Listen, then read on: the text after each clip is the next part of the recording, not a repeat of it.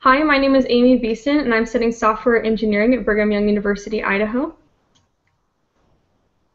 Hi, and I'm Lorna Brown, and I'm a web design development major at Brigham Young University, Idaho. And we'd like to share what we've learned about the elicitation technique of ethnography. First, we would like to talk about what is ethnography, and we would like to why we use ethnography, the procedure for it, important techniques, its effectiveness, and the advantages and disadvantages. We'd like to begin by discussing what ethnography is in its most basic form. Something important to note is that ethnography is not unique to software. Understanding this helps to get a better idea of what it is. Next slide.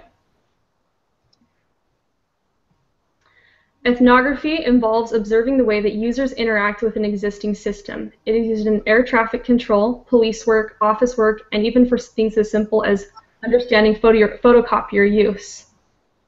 Next slide. There are many reasons that ethnography is a highly favored method of requirements elicitation.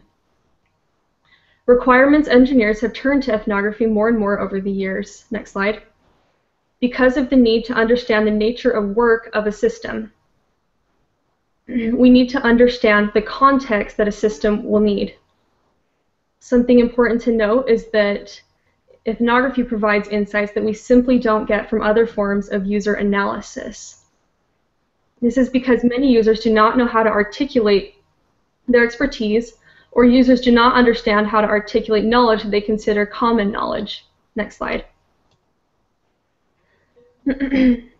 Ethnography has become so prominent in part because many system problems emerge because their design pays insufficient attention to the social context of work.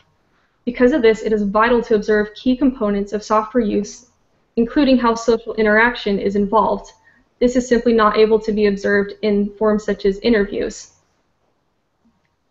Next slide.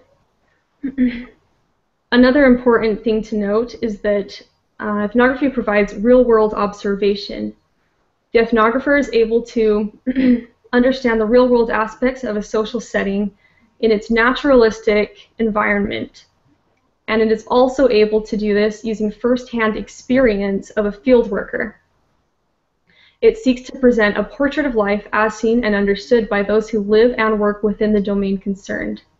Because of this, it enables us to get a good picture of what is going on in that environment. Next slide. To continue to talk about the procedure a little bit, we would like to give a brief overview of that. Next slide. The procedure is comprised in its most basic form of two components. First, studying how a user currently performs a task, and second, noting problems and possible areas of improvement.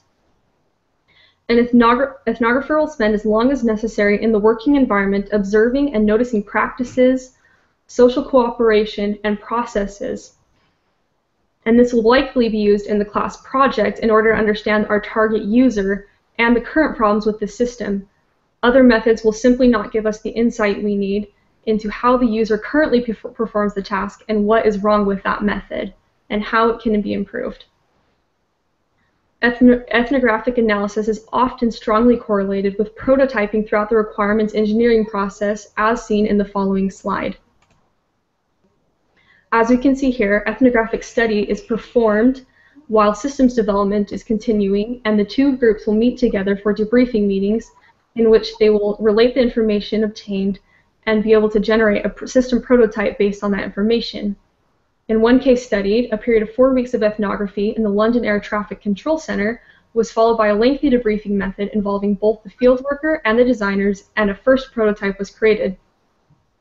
The process was repeated numerous times, and each further stage of the fieldwork was intended to target issues raised by the designers during the debriefings. Approximately 18 months of ethnographic study was involved in the 3-year project. Next slide. Another important part of the procedure is choosing to study different types of users. An aspect of this is that it's particularly enlightening to observe shortcuts and workarounds that may have been developed by power users because these offer insights into their real needs. In other words, it is very important to observe different types of users, both beginners and advanced users. Next slide. There are some important techniques that should be followed to elicit software requirements through ethnography. Software development poses some difficult challenges to traditional ethnography. There are techniques that increase the success of ethnography when working in a fast-paced situation, such as developing timely software. First, the first step is likened to a telephoto lens where we focus on the specifics. Researchers should find guides who can help identify who would be a good subject. Fringe members who have enough experience to understand the current system can be distant enough to be able to provide valuable insights. Employees often know some of the problems and also make good subjects. Second, observation. Rapid ethnography requires multiple researchers observing different groups at the same time. Observations will be more effective if they're concluded when the subjects are busiest. So having a subject or even the researcher walk through the activity also provides a lot of insights. Third, analysis. A collaborative analysis would be required in order to move quickly. The data has to be analyzed with software, filtering and searching, and also different research teams collaborating with looking for different patterns to recognize. And there are many traditional ethnography techniques that can also help identify the patterns. Rapid ethnography is growing and evolving. The human-computer interaction can shorten the time required for observation if they focus their efforts, pick more useful informants, and work with other teams to analyze the data. This is something we will also be doing in our class project. Effectiveness. Ethnography can be very effective when compared with other forms of elicitation. It is typical for requirement engineers to use interviews to elicit needs in a potential system. However, there are some limitations to interviews. Participants can often explain their basic duties, but some of the things they do are practically impossible to communicate verbally. Some things are best understood only through watching the participants work.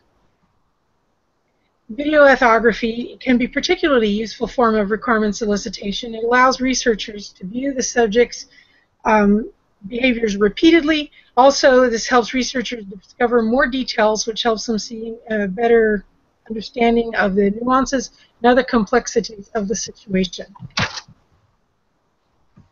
There's an effective example of the effectiveness of videography, video ethnography in the city market dealing rooms. The technology supplier had noticed a possible business need because the dealers were reporting their deals on paper, and he felt that a voice recognition system would be more useful.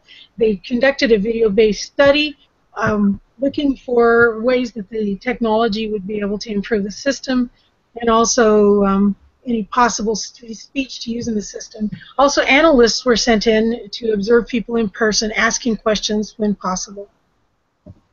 This is a couple of pictures of the city dealing room where the dealers are talking over the phone, and also the second picture is where they're showing they're collaborating. It is a collaborative process. So one of the individual lessons learned was that the dealers used complex talk full of abbreviations and jargon.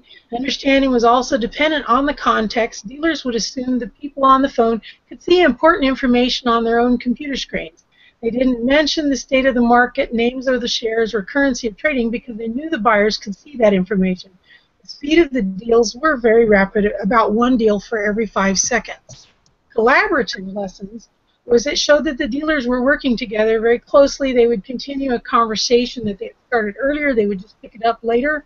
And the meaning of the conversations were dependent on the current state of the market.